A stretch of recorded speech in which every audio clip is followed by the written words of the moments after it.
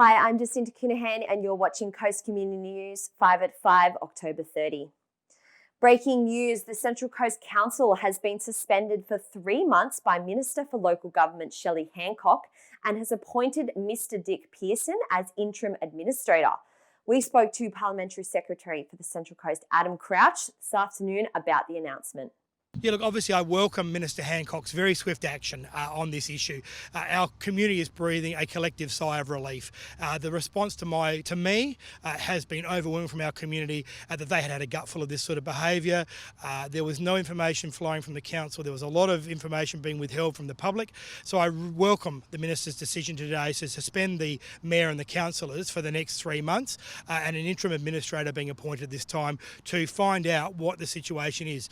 Let's be really clear. As of right now, the state government doesn't know Central Coast Council's exact financial position, and that is unacceptable.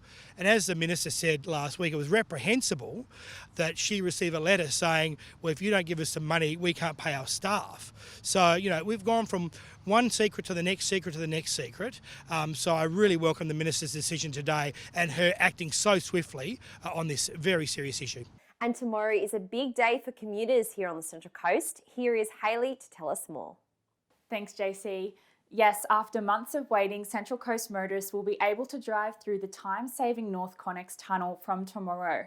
The opening of the $3 billion mega project will reduce travel times to Sydney by up to 15 minutes and allow drivers to avoid 21 sets of traffic lights along Pennant Hills Road.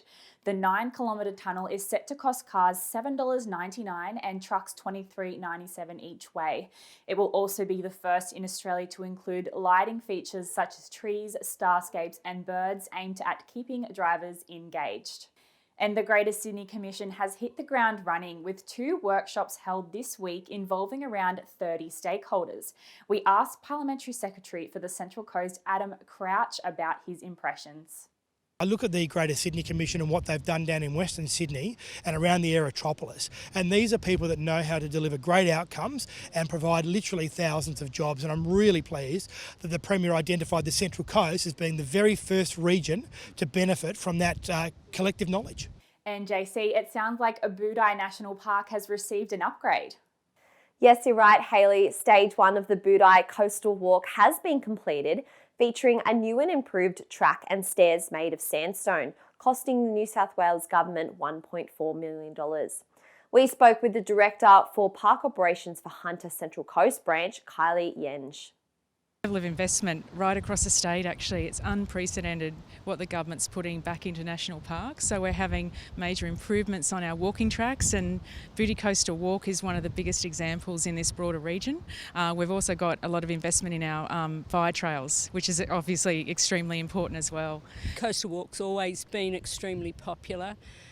Close to Sydney, close to the locals, but our visitation has just exploded. We're getting numbers of 60,000 in 3 months, and that was over winter. And the trend over 3 years is the visitation numbers is going up and up and up. It's not decreasing. Learning to surf but have no board? For Terrigal beachgoers, this is no longer a problem, with Automated Activities having launched the world's first automated surf hire system called Rabbit's Surf Hire. Launched by 1978 world surfing champion Wayne Rabbit Bartholomew and locals Peter Strain, Frank Oxley and Rod Lennon, the system allows people to rent out either a surfboard or bodyboard from an automated kiosk located next to Terrigal Life Saving Club. Now let's go back to Hayley for this week's sports stories and weather. What a weekend of state championship road racing our Central Coast junior riders had. There were 4 juniors representing the coast: Daisy Guthrie, Emma Bloom, Nicole Duncan and Lilia Tataranoff, who were all in the same under-15 women's category. On day 1, the 10-kilometre individual time trial saw Nicole Duncan ride her best ever to win the silver medal, and the team time trial saw them finishing at a close second, with only 3 of the riders competing after Emma's bike suffered a flat tyre 3 kilometres in.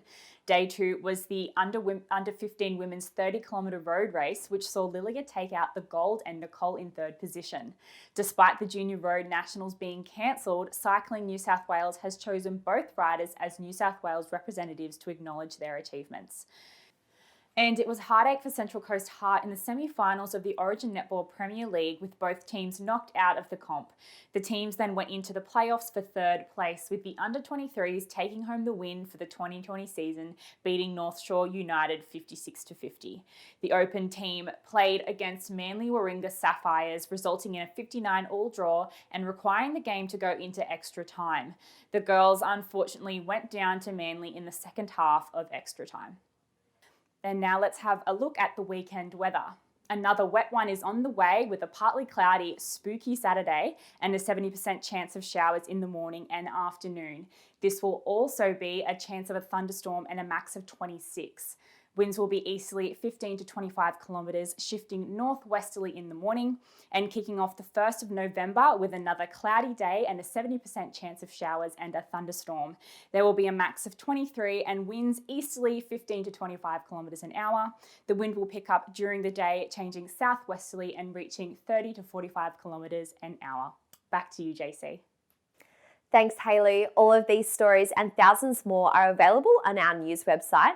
And remember to pick up a copy of this week's Coast Community News issue number 266 and Coast Community Chronicle 212.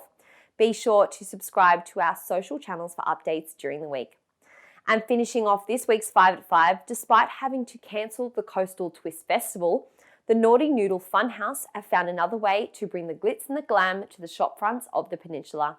We spoke to creative director Glitter Supernova and co-founder Juan Loco about what was involved. Thank you for watching, and we'll see you next week.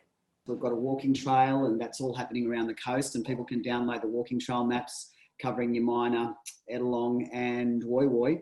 Yeah, basically the photo exhibition is the best of the best photos from Coastal Twist last year, showing all the highlights and the feel-good moments. And it's by our local photographer, Lisa Hames. We've Naughty Noodle's got 5 events coming up in November. One of them's live now, which is the photo exhibition. And then we hit Clam Bake on the 7th of November. But then we're doing partnership with Great Southern Nights, and it's highlighting live music, kickstarting the live music economy in New South Wales. Just an amazing spectrum of the creatives, like throughout the month. Like, I feel like this month is fully like going to be pumping. It's cultural. It's just celebration.